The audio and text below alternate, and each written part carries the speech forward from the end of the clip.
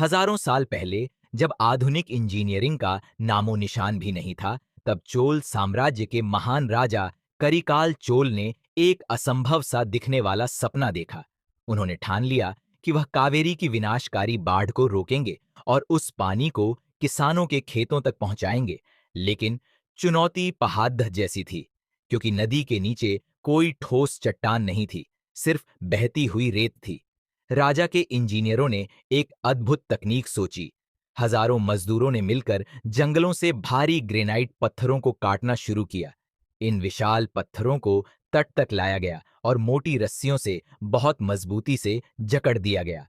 मजदूरों का जोश देखने लायक था। वे एक साथ पूरी ताकत लगाकर उन पत्थरों को नदी की ओर खींचने लगे।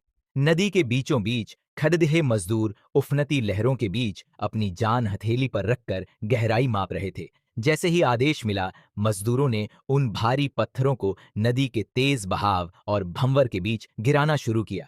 पत्थर पानी में गिरते ही एक विशाल धमाका हुआ और अपनी भारी वजन की वजह से वे सीधे नदी की रेतीली सतह में ढंसने लगे।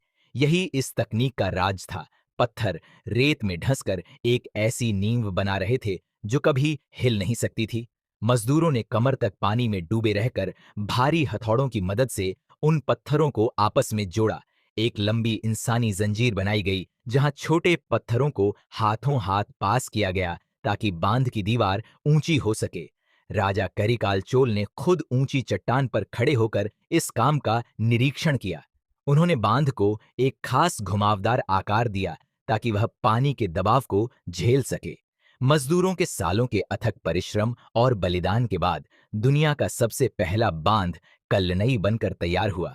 आज 2000 साल बीत जाने के बाद भी यह बांध उसी मजबूती के साथ खद्दा है और लाखों किसानों का पेट पाल रहा है।